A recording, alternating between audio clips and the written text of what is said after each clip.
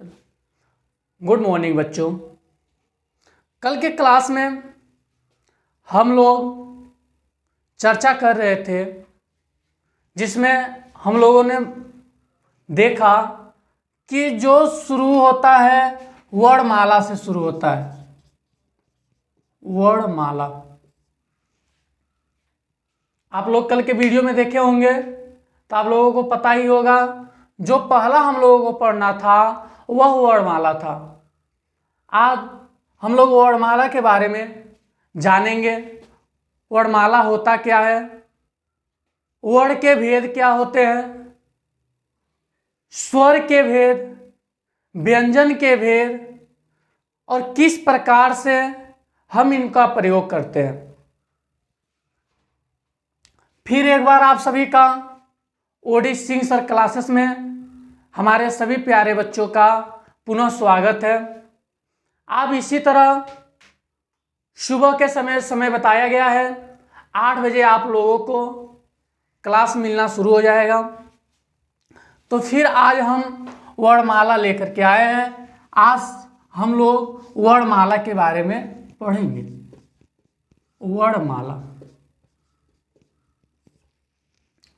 वर्णमाला की बात करें बच्चों तो वर्णमाला का निर्माण कैसे होता है। तो इसमें वर्ण क्या बच्चों, वर्ण की बात करें,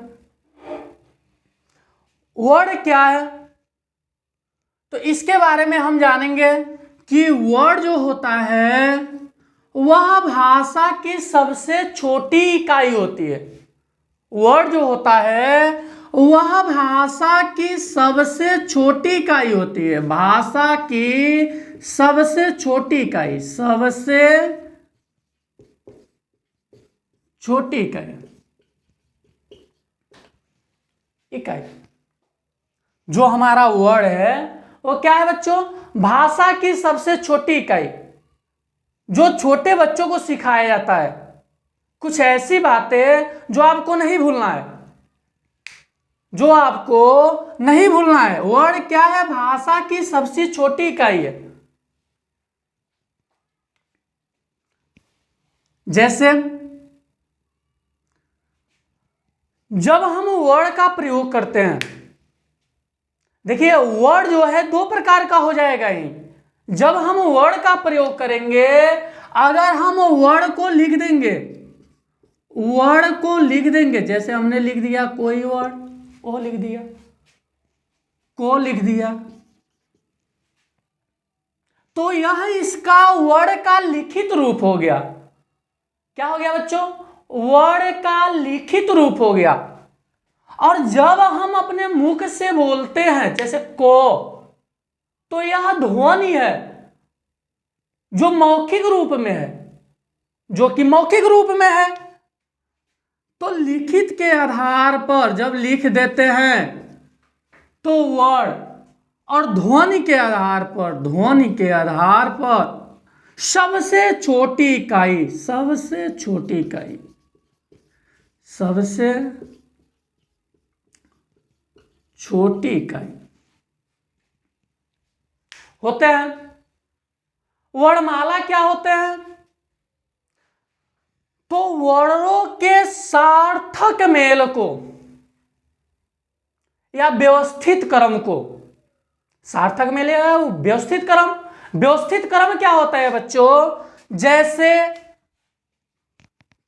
को, खो, गो, घो, इस प्रकार के क्रम जो एक सही क्रम में आए, जो एक सही क्रम में आए, उसी को हम वर्णमाला कहते हैं। एक व्यवस्थित क्रम में आए उसी को हम क्या कहते हैं बच्चों, तो वर्णमाला कहते हैं। क्या कहते हैं, वर्णमाला कहते हैं। अब वर्ण के भेद हम बता रहे हैं बच्चों, जहां से हम लोगों को पढ़ना शुरू करना है। आप सभी लोगों से कल बताया था कि आप लोग जैसे ही आज का वीडियो आ रहा है, जैसे ही मेरा अगला वीडियो आ रहा है, तो आप लोगों को नोट बनाना शुरू करना है। आप लोगों को अपना घोंसला बनाना शुरू करना है। डिसाइड आप लोगों को करना है कि घोंसला कितना खूबसूरत बनाएंगे आप। तो आप सभी हमारे प्यारे विद्यार्थी कलम और कॉपी उठा लीजिए और मेरे साथ नोट बनाना शुरू कर दीजिए। हम पढ़ते हैं वर्ण के भेद। वर्ण के भेद। वर्ण के कितने भेद होते हैं? वर्ण के कितने भेद होते हैं? तो बच्चों वर्ण के 2 भेद होते हैं। वर्ण के 2 भेद होते हैं। नंबर 1 जो होता है वो होता है स्वर और नंबर 2 होता है व्यंजन। ये हमारे वर्ण के भेद होते हैं। ये हमारे वर्ण के भेद होते हैं। स्वर की अगर हम बात करें तो स्वर किसे कहते हैं बच्चों? छोटे क्लासों में बताया गया था, जिसे हम स्वतंत्र रूप से बोल सके, जिसको बोलने में किसी की सहायता न ली जाए, उसे हम क्या कहते हैं? तो कहोगे सर जी स्वर कहते हैं। तो सर जी स्वर कहते हैं, बस यही परिभाषा आपको याद करना है, कोई चेंजिंग नहीं। वही परिभाषा, सेम परिभाषा। स्वर किसे कहते हैं? तो जिसे हम स्वतंत्र रूप से बोल सके, जिसको बोलने में किसी की सहायता न ली जाए, उसे हम स्वर कहते हैं। जैसे ओ, आ, ई, उ। ये सब क्या है बच्चों? तो स्वर है। इनको बोलने में किसी की सहायता नहीं ली जाती है, इन्हें हम स्वतंत्र रूप से बोलते हैं। इन्हें हम क्या करते हैं? स्वतंत्र रूप से बोलते हैं। व्यंजन क्या है? व्यंजन किसे कहते हैं? तो व्यंजन की परिभाषा है बच्चों कि जिनका उच्चारण करते समय हमें स्वर की आवश्यकता पड़ती है, उसे हम क्या कहते हैं? व्यंजन कहते हैं। क्या कहते हैं बच्चों? व्यंजन कहते हैं। जैसे क्या बच्चों? को, खो। बोलिए आप लोग, को। आप लोगों को पता चल रहा होगा को में जो है क्या जुड़ा हुआ है? तो ओ जुड़ा हुआ है। ओ जुड़ा हुआ है बच्चों। यहां देखिए, अगर हम वर्ण विक्षेपण की बात करें, किसका बच्चों? व्यंजन की। किसका? व्यंजन की। अगर वर्ण विक्षेपण की बात करें तो को में क्या है बच्चों? को धन ओ बराबर को। देखिए बच्चों, को धन ओ। देखिए को अभी से बोल नहीं पाएंगे। क्यों? क्योंकि हलंत लगा है। इसमें से ओ जब हम निकाल देंगे, जब हम व्यंजन में से स्वर को निकाल देंगे, तो फिर व्यंजन का हम क्या नहीं कर पाएंगे बच्चों? उच्चारण नहीं कर पाएंगे। व्यंजन का उच्चारण नहीं कर पाएंगे। याद रखिएगा कि जो व्यंजन होता है वह सदैव, वह हमेशा किसकी सहायता से बोला जाता है? तो स्वर की सहायता से बोला जाता है। स्वर की सहायता से बोला जाता है। चलिए इसमें 2-2 लाइन लिखवा दे रहे हैं। स्वर हेडिंग डालिए, स्वर हेडिंग डालिए। आप सभी प्यारे बच्चों स्वर लिखिए। इसमें लिखिए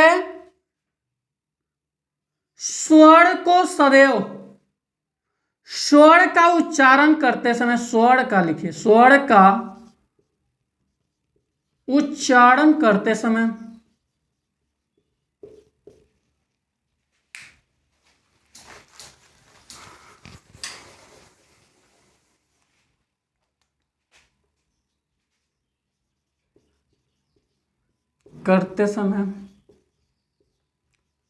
हमें किसी की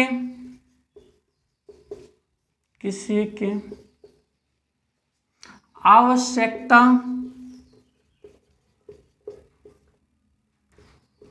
नहीं होती है, अर्थात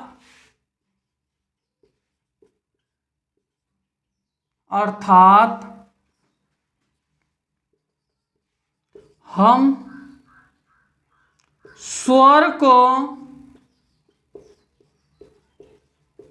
स्वतंत्र रूप से बोल सकते हैं, बोल सकते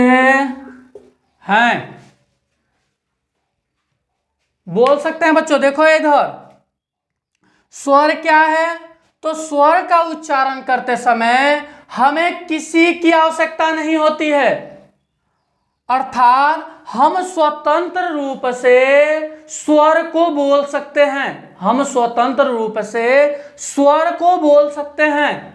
अब लिखिएगा दूसरा, ऐसे कुछ अपना बना लीजिएगा जिससे आप लोग उस पर फोकस कर सकें, याद रख सकें।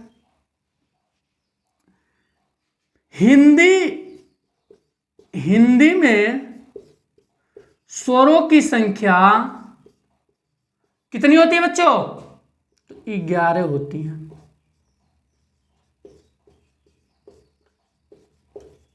11 होती हैं, 11 होती हैं बच्चों। शंकर के अनुसार, एक डॉक्टर है शंकर, डॉक्टर शंकर के अनुसार हिंदी में स्वरों की संख्या 10 मानी गई है, 10 मानी गई है। क्या मानी गई है बच्चों? मानी गई है, 10 मानी गई है। किस शब्द को निकाला गया है बच्चों? किस शब्द को निकाला गया है? तो बाबू यह कहते हैं री को वह नहीं मानते हैं, कहते हैं री इसमें रो है, और रो किस में पाया जाता है बच्चों? व्यंजन में। तो उनके अनुसार जो स्वरों की संख्या मानी गई है वह 10 मानी गई है। अगर आपको दे दे कि उच्चारण के आधार पर स्वरों की संख्या कितनी होती है, विकल्प मिले जहां भी देख लो बच्चों, 11। तुरंत कहो sir ji right answer is my 11। तुरंत 11 पर क्लिक करो, कोई सोचने की बात नहीं है। लेकिन अगर पूछे कि शंकर के अनुसार स्वरों की संख्या कितनी बताई गई है, तो क्या करोगे बच्चों? तो देखोगे सर कहीं 10 दिया है। जैसे ही आपको मिले वैसे ही आप तुरंत 10 पे, जैसे ही आपको मिले ऐसे ही 10 पे आप करिए। नोट हो गया? नोट कर लीजिए आप सभी, आप सभी लोग नोट करिए, नोट करिए बच्चों। आगे हम चलते हैं व्यंजन की तरफ।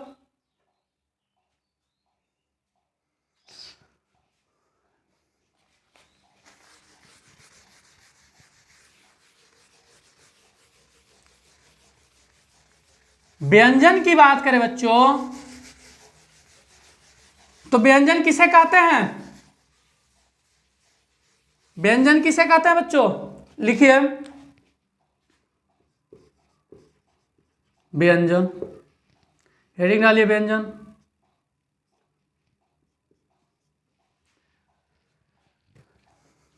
जिनका उच्चारण करते समय, जिसका उच्चारण करते समय हमें किसकी आवश्यकता पड़े? स्वर की आवश्यकता पड़े, क्या कहलाता है? व्यंजन कहलाता है। व्यंजन कहलाता है। अर्थात हम कहें कि व्यंजन ऐसे शब्द होते हैं जिनका जो स्वतंत्र नहीं होते हैं, जिसको बोलते समय हमें किसकी आवश्यकता पड़ती है, तो स्वर की आवश्यकता पड़ती है। देखिए क्या लिखा है, जिनका उच्चारण करते समय हमें स्वर की आवश्यकता। देखिए देखिए देखिए यहां गलती हो गया, यहां लिखिए व्यंजन किसे कहते हैं, जिनका उच्चारण करते समय हमें स्वर की आवश्यकता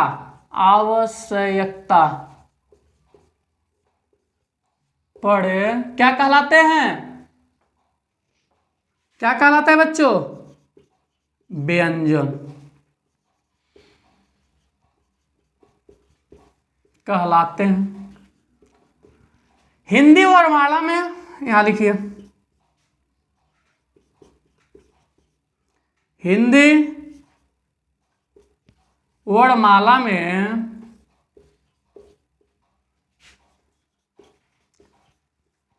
व्यंजन की संख्या, व्यंजन की संख्या कितनी होती है बच्चों, 39 होती है। कितनी होती है, 39 होती है। कितने होते हैं बच्चों, 39 होते हैं।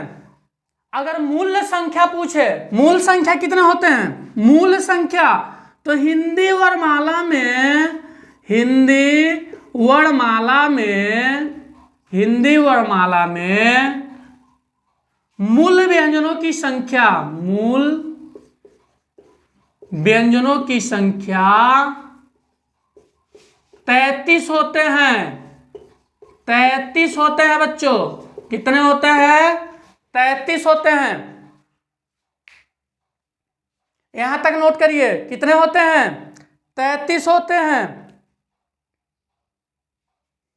यहां तक नोट करिए। फिर हम आते हैं स्वर, स्वर के प्रकार या स्वर के भेद। स्वर के कितने भेद होते हैं, व्यंजन के कितने भेद होते हैं, उसको हम पढ़ेंगे बच्चों। यहां तक नोट करिए आप सभी लोग।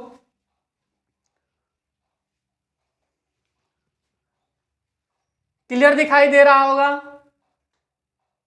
यहां तक सभी लोग नोट करिए। आप सभी प्यारे बच्चे, इसी प्रकार आपको नोट दिया जाएगा। जहां पर आपको पहले ही दिन में बताया हूं, जहां पर आपको डाउट लगे आप कमेंट कर दीजिएगा। हमारे जो भी टीचर हैं, जो भी हमारे सहपाठी हैं, जो टीचिंग करा रहे हैं, सबसे पहले रविवार को स्पेशल डाउट क्लासेस चलाए जाएंगे, जिनमें आपको किसी प्रकार की हुई त्रुटि को पूरा किया जाएगा। जो आपको समझ में नहीं आया है उसे बताया जाएगा। उसके बाद ही आगे की क्लासेस चलाए जाएंगे। आपको बाबू, आपको किसी प्रकार का डाउट नहीं रहने देंगे। जहां आपको समझ में नहीं आ रहा है आप कमेंट कर दीजिए। जो सर जी आपके क्लास ले रहे होंगे रविवार के दिन सुबह 8 बजे आपके जितने भी डाउट हैं क्लियर कराए जाएंगे। जितने भी डाउट हैं क्लियर कराए जाएंगे। बाबू मिशन हम लोगों का है शून्य से शिखर, शून्य से शिखर, शून्य से शिखर मिशन है बाबू हम लोगों का, शून्य से शिखर। जो बच्चे कमजोर हैं, जो अपने आप को कमजोर मान रहे हैं, ऐसा कुछ नहीं होता है कमजोर। आपका परिश्रम ही रंग लाती है। समझिए आप कहां से आप चुके हैं, क्योंकि आप लोग देखे होंगे क्लास में 50 बच्चे रहते हैं, सभी को समान रूप से शिक्षा दी जाती है। जो डर गया वो पीछे गया, जो डर गया वह पीछे गया। डरना नहीं है बच्चों आपको, इसीलिए हम लोगों का मिशन है शून्य से शिखर, शून्य से शिखर। चलिए आप लोग नोट कर चुके होंगे।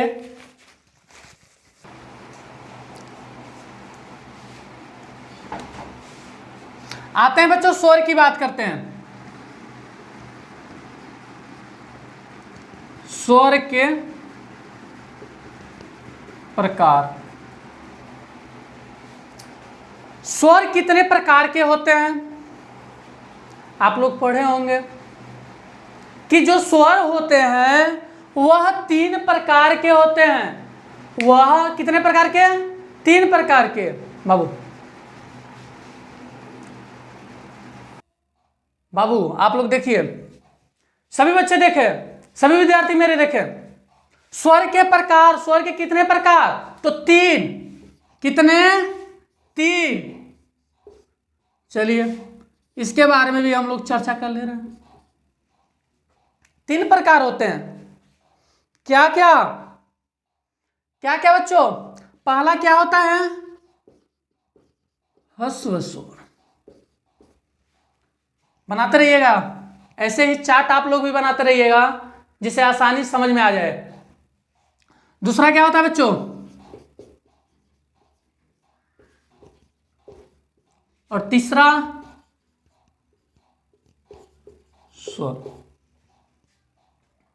ये हमारे होते हैं। इसके साथ साथ आपकी जानकारी के लिए केवल बता दें कि इसी में आता है संयुक्त स्वर। क्या?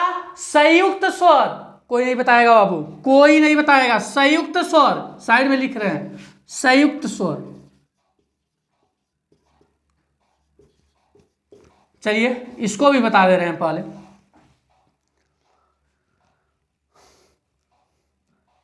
इसका जो होता है संयुक्त स्वर का, इसकी परिभाषा क्या होती है बच्चों? सबसे पहले मैं इसे ही बता दे रहा हूं, सबसे पहला मैं इसे ही बता दे रहा हूं क्योंकि इसे पढ़ाया नहीं जाता है। कहता है इसका परिभाषा, जहां कहीं कई स्वर मिल करके, कई स्वर मिल करके क्या करें? जहां कई स्वर मिले, कई स्वर मिले, वहां पर संयुक्त स्वर होता है, संयुक्त स्वर होता है। जहां कई स्वर मिले, एक से अधिक स्वर मिल जाते हैं, वहां पर संयुक्त स्वर होता है। क्या होता है? संयुक्त स्वर होता है। जैसे अगर हम बात करें बच्चों, ओ हो या आ हो, इसके साथ ई हो, या फिर क्या हो? ई हो, तो किसका निर्माण करेंगे? तो बच्चों ए का निर्माण करेंगे। इस प्रकार की जब क्रिया होती है तो वहां पर संयुक्त स्वर होता है। नोट कर लीजिए, नोट बनाइए, ऐसे नोट लिखिए और इसमें लिखिए संयुक्त स्वर। नोट लिखिए और इसमें लिखिए संयुक्त स्वर। इसका परिभाषा, जहां कई स्वर, वहां जहां कई स्वर मिलकर, बाबू देखिए यहां मिलकर, मिलकर संयुक्त स्वर का निर्माण करते हैं, संयुक्त स्वर का निर्माण करते हैं, निर्माण करते हैं, या मिलने से इनका क्या होता है? निर्माण होता है। मिलने से क्या होता है? निर्माण होता है। एग्जाम्पल में लिखिए, जैसे में लिखिए ओ या फिर क्या, आ प्लस ई, या बड़ी ई कहते हैं ना, बड़ी ई जब मिलते हैं तो किसका निर्माण होता है? तो ए का निर्माण होता है। इसका दूसरा एग्जाम्पल हम बताएं, इसका दूसरा एग्जाम्पल बताएं बच्चों, तो ओ या फिर आ धन ए या ए मिल करके ए का निर्माण करते हैं। क्लियर दिखाई दे रहा है आप सभी को? क्लियर दिखाई दे रहा है? कोई डाउट? कोई भी दिक्कत हो बच्चों तो कमेंट करते रहिए। आपसे बार बार कह रहे हैं, आपका संडे को स्पेशली क्लास चलेंगे, जिसमें आपको जहां से दिक्कत होगी उसे बताया जाएगा।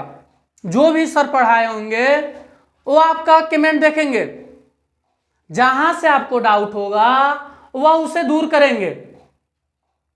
संयुक्त स्वर लिखिए, इसे नोट करिए, संयुक्त स्वर को नोट करिए, ऐसे नोट लिखिए और इसे इंपोर्टेंट लिखिए,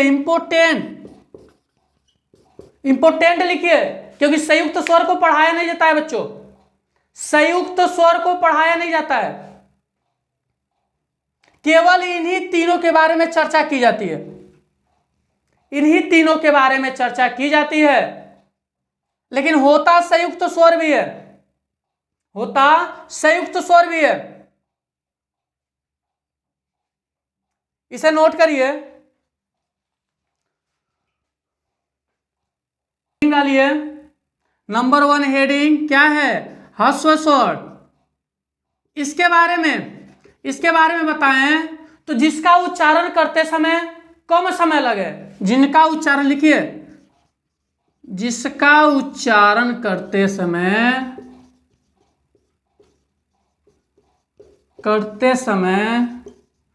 कम समय लगे,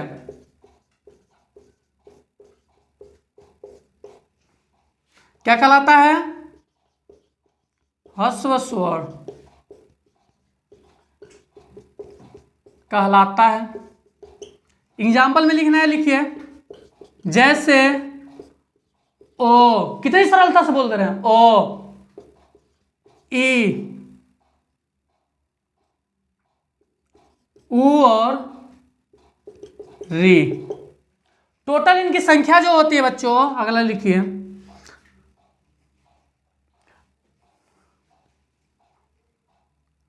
ह्रस्व स्वर की संख्या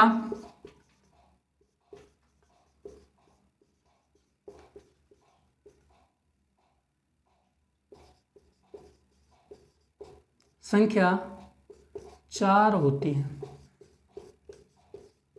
4 होती है। नोट करिए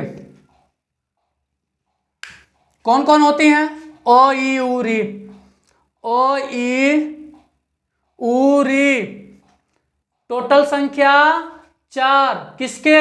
ह्रस्व स्वर के। नोट करिए बच्चों, नोट करिए,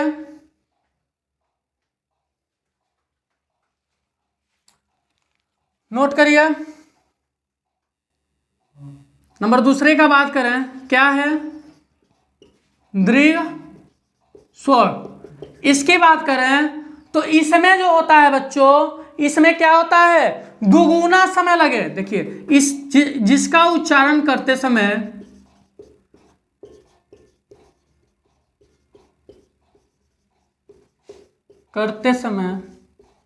2 गुना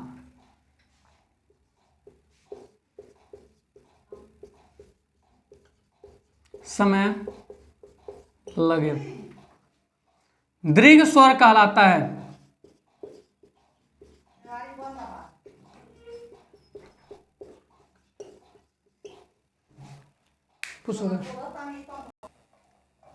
दीर्घ स्वर बच्चों लिखिए, जिसका उच्चारण करते समय 2 गुना समय लगे, क्या कहलाता है? दीर्घ स्वर कहलाता है।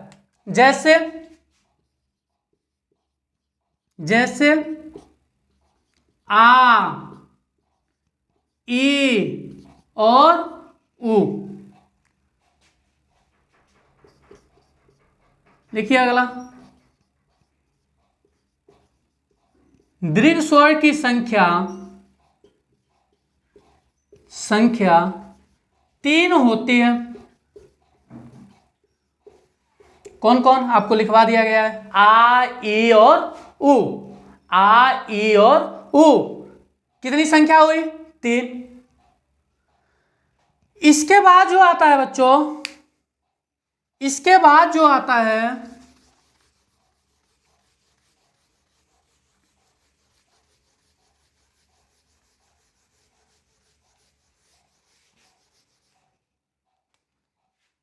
अगला जो है क्या है, विलुप्त स्वर।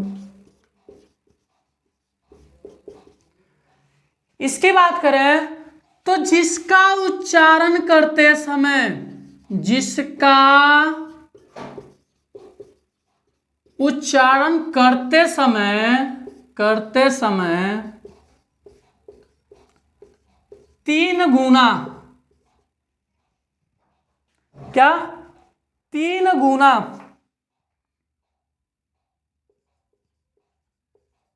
समय लगे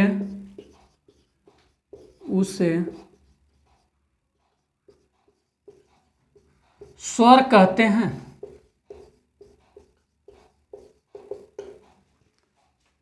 जैसे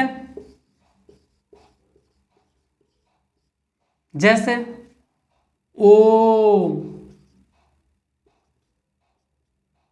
ओम, ऐसे भी लिख सकते हैं, बोलते तो ओम ही हो, ऐसे लिखो ओम,